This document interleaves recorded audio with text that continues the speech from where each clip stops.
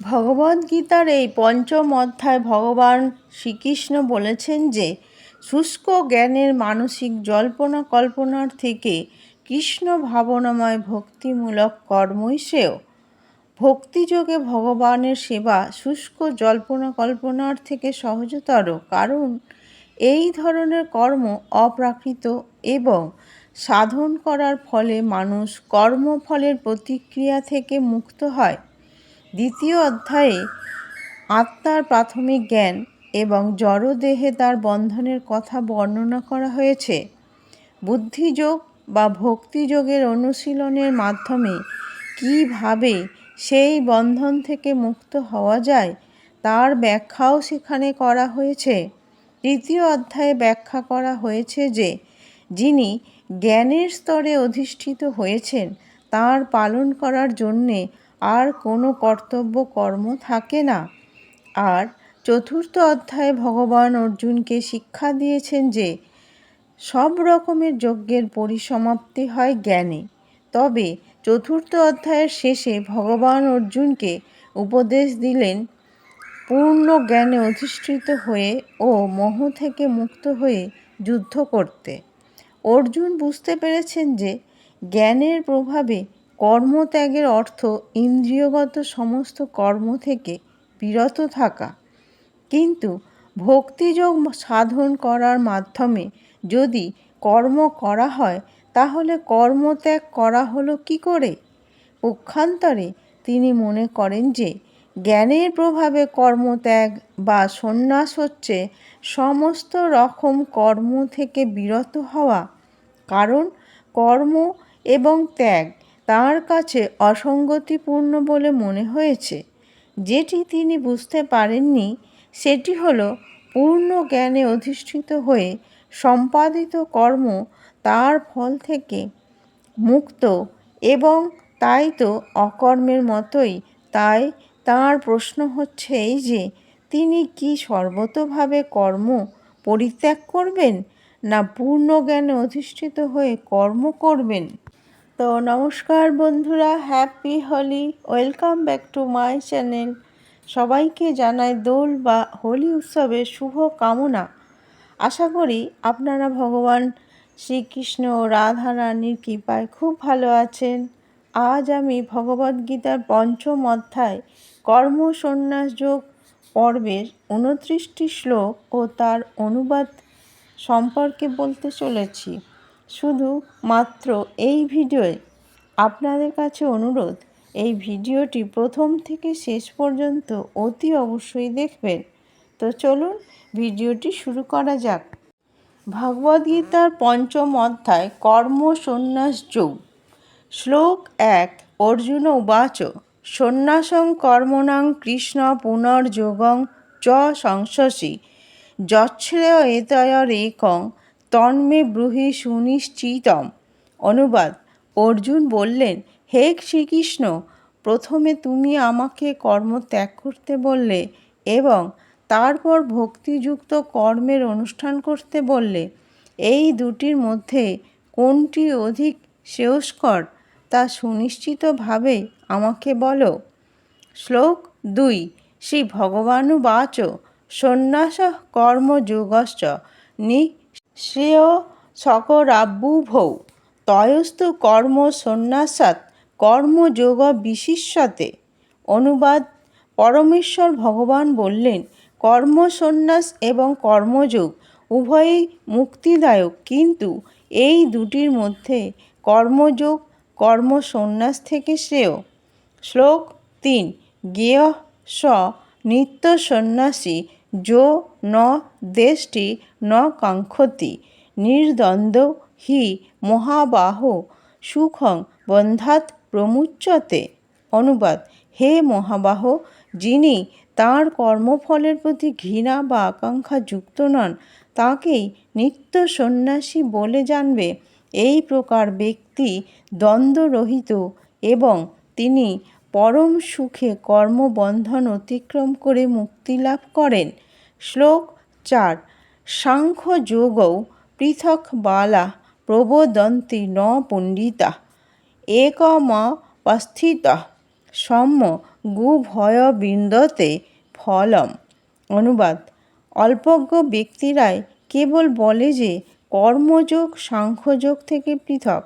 পণ্ডিতেরা কিন্তু বলেন যে উভয়ের মধ্যে যে কোনো একটিকে সুষ্ঠু রূপে আচরণ করলে উভয়ের ফলই লাভ হয়। শ্লোক 5: যৎ সাংখ্যৈ প্রাপ্যতে স্থানং তদ্ যোগৈরপি গম্যতে একং সাংখ্যং চ যোগং চ যঃ পশ্যতি স পশ্যতি।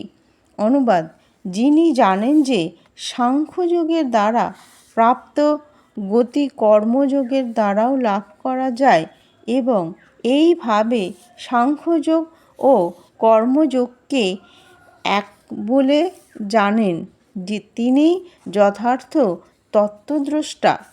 শ্লোক 6: সন্ন্যাসস্তু মহাবাহো দুঃখমাপ্তু ম যোগতঃ যোগর্যুক্তং মুনি ব্রহ্ম ন চিরেনাধিগচ্ছতি।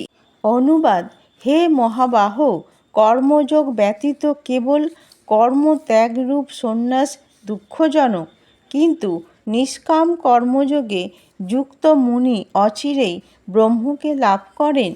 শ্লোক 7: যোগযুক্ত বিশুদ্ধাত্মা বিজিতাত্মা জিতেন্দ্রিয়ঃ সর্বভূতাত্ম ভূতাত্মা কুর্বন্নপি ন লিপ্যতে। অনুবাদ: নিষ্কাম কর্মযোগে যুক্ত বিশুদ্ধ বুদ্ধিসম্পন্ন আত্মসংযত ও জিতেন্দ্রিয় আত্মা সকলের প্রিয় এবং অন্য সকলেও তার প্রিয়। তিনি সব সময় কর্ম করেও তাতে লিপ্ত হন না।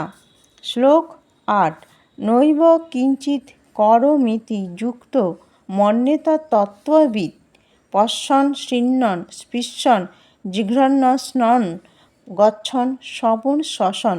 অনুবাদ: চিন্ময় চেতনায় অধিষ্ঠিত ব্যক্তি দর্শন, শ্রবণ, স্পর্শ, ঘ্রাণ, ভোজন, গমন, নিদ্রা এবং প্রশ্বাস আদি ক্রিয়া করেও সর্বদা জানেন যে প্রকৃতপক্ষে তিনি কিছুই করছেন না। শ্লোক 9: প্রলোভন বিসৃজন গৃহণ্যন্য উন্মিষন্নিমিষন্নপি ইন্দ্রিয়াণীন্দ্রিয়ার্থেষু বর্তন্ত ইতি ধারয়ন। অনুবাদ: কারণ প্রলাপ, ত্যাগ, গ্রহণ, চক্ষুর উন্মেষ নিমেষ করার সময় তিনি সর্বদাই জানেন যে জড় ইন্দ্রিয়গুলি কেবল ইন্দ্রিয়ের বিষয়ে প্রবৃত্ত হয়েছে এবং তিনি নিজে সেগুলি থেকে নির্লিপ্ত।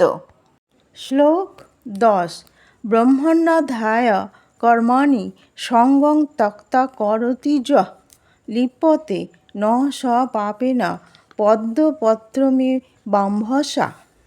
অনুবাদ: যিনি সমস্ত কর্মের ফল পরমেশ্বর ভগবানকে অর্পণ করে অনাসক্তভাবে কর্ম করেন, কোনো পাপ তাকে কখনো স্পর্শ করতে পারে না, ঠিক যেমন পদ্মপত্রকে স্পর্শ করতে পারে না।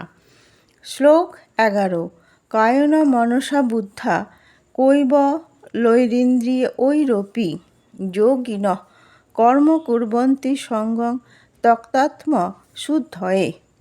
অনুবাদ: আত্মশুদ্ধির জন্যই কেবল যোগীরা কর্মফলের আসক্তি ত্যাগ করে দেহ, মন, বুদ্ধি এমনকি ইন্দ্রিয়ের দ্বারাও কর্ম করে থাকেন।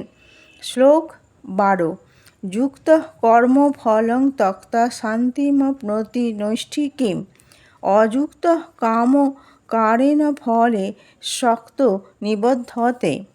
অনুবাদ: যোগী কর্মফল ত্যাগ করে নৈষ্ঠিকীম শান্তি লাভ করেন, কিন্তু সকাম কর্মী কর্মফলের প্রতি আসক্ত হয়ে কর্ম করার ফলে কর্মের বন্ধনে আবদ্ধ হয়।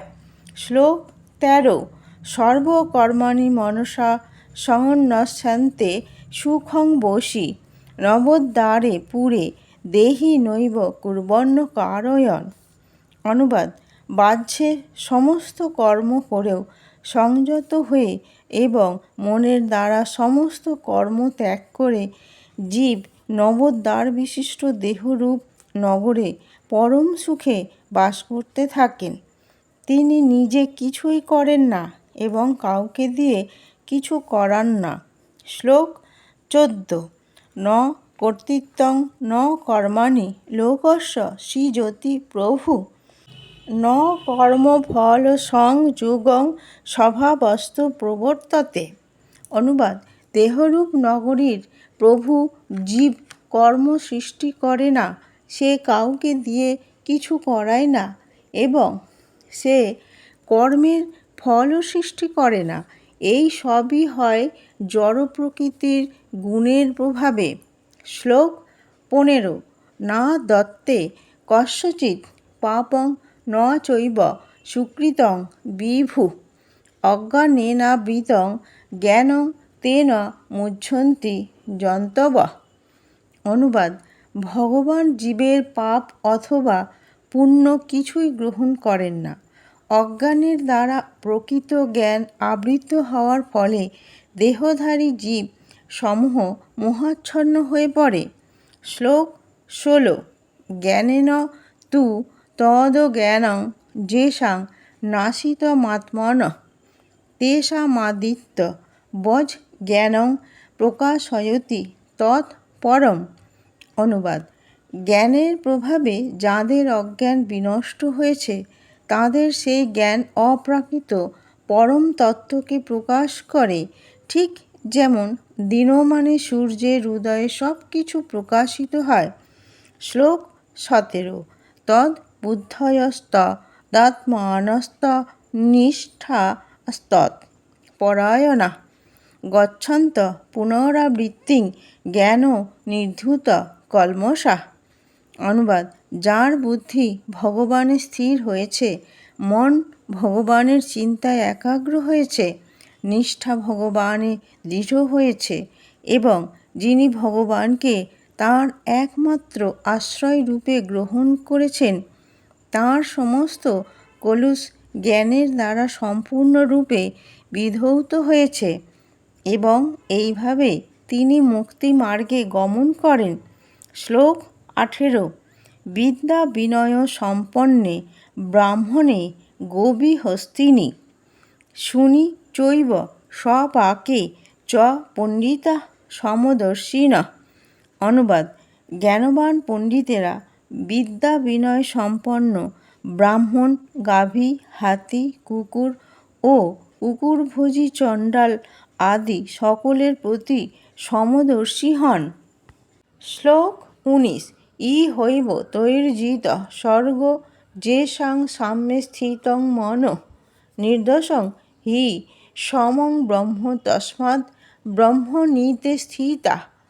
অনুবাদ: যাঁদের মন সাম্যে স্থিত হয়েছে তাঁরা ইহলোকেই জন্ম ও মৃত্যুর সংসার জয় করেছেন। তাঁরা ব্রহ্মের মতো নির্দোষ, তাই তাঁরা ব্রহ্মেই অবস্থিত। শ্লোক 20। ন প্রহৃষ্যেৎ প্রিয়ং প্রাপ্য নোদ্বিজেৎ প্রাপ্য চা প্রিয়ম স্থির বুদ্ধির সং মূঢ় ব্রহ্মবিদ ব্রহ্মণি স্থিতঃ। অনুবাদ: যে ব্যক্তি প্রিয় বস্তুর প্রাপ্তিতে উৎফুল্ল হন না এবং অপ্রিয় বস্তুর প্রাপ্তিতে বিচলিত হন না, যিনি স্থির বুদ্ধি সম্পন্ন, মোহশূন্য ও ভগবৎতত্ত্ববিত্তা, তিনি ব্রহ্মেই অবস্থিত। শ্লোক 21। বাহ্যস্পর্শেস্ব শক্তাত্মা বিন্দত্যাত্মনি যৎ সুখম স ব্রহ্মযোগ যুক্তাত্মা সুখমক্ষয় মশ্নুতে। অনুবাদ: সেই প্রকার ব্রহ্মবিদ পুরুষ কোনো রকম জড় ইন্দ্রিয় সুখভোগের প্রতি আকৃষ্ট হন না, তিনি চিজ্জগৎ সুখলাভ করেন। এভাবে ব্রহ্মে যোগযুক্ত হয়ে তিনি অক্ষয় সুখভোগ করেন। শ্লোক 22। যে হি সংস্পর্শজা ভোগা দুঃখ যোনয় এবতে আদ্যন্তবন্তঃ কৌন্তেয় ন তেষু রমতে বুধঃ। অনুবাদ: বিবেকবান পুরুষ দুঃখের উৎসস্বরূপ ইন্দ্রিয়জাত বিষয় ভোগের আসক্ত হন না। হে কুন্তেয়, এই ধরনের সুখভোগ আদি ও অন্ত বিশিষ্ট, তাই জ্ঞানী ব্যক্তিরা তাতে প্রীতি লাভ করেন না। শ্লোক 23।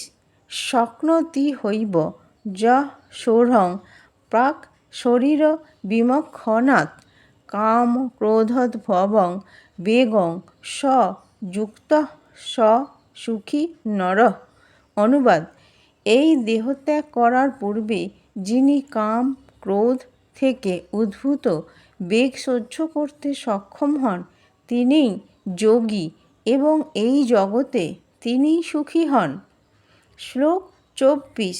যো হন্তঃ সুখ হন্তরা রামস্তথান্ত জ্যোতিরেব য স যোগী ব্রহ্ম নির্বাণং ব্রহ্মভূতঃধি গচ্ছতি।